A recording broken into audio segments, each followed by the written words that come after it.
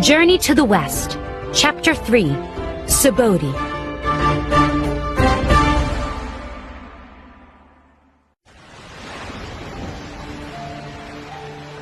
Monkey sailed over the ocean for a long time. Finally, he arrived at a new land. He walked for many years, visiting towns and meeting people. But he didn't find a sage anywhere. Eventually, he came to mountains covered in thick forest. He headed up a steep mountain trail and soon heard chopping.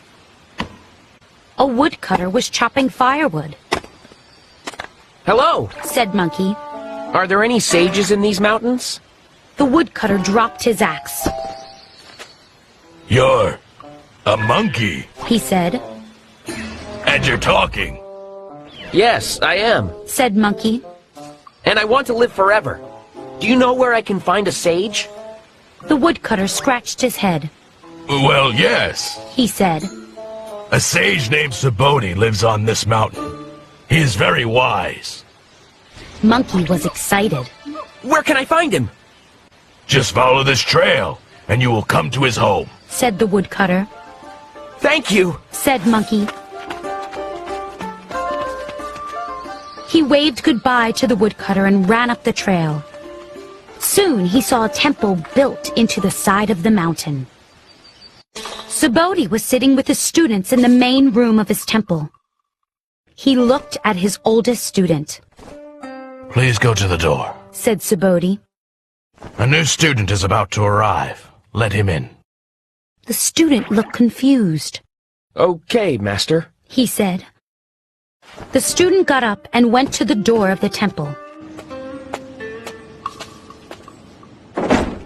He looked outside. Hello, called Monkey. I'm here to see Subhuti. A moment later, Monkey was standing in front of the sage. I want to be your student, said Monkey. But you're just a monkey, said Subhuti. How can you be my student? Monkey laughed. I might be a monkey, but I can walk and talk and do many other things. I traveled almost 13 years to get here. I'm sure I can be your student. Subhuti stared at Monkey for a moment. Who are your parents? he asked. Monkey scratched his head. I don't have parents, he said. I was born from a rock. Interesting, said Subhuti.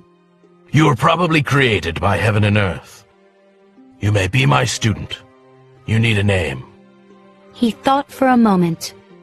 I will call you Sun Wukong.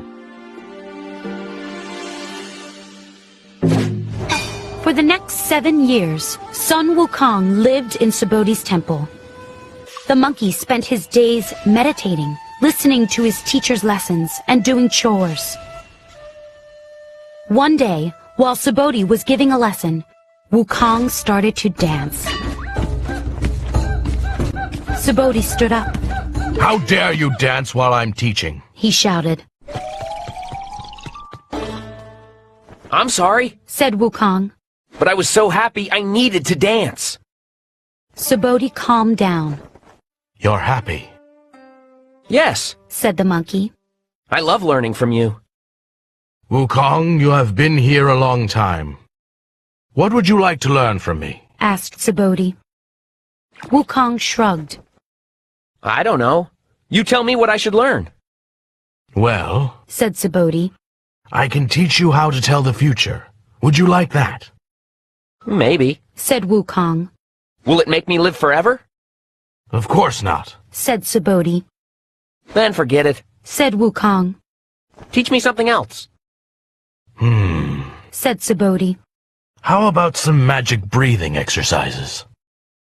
Will they make me live forever? asked Wukong. No. said Subhuti, frowning.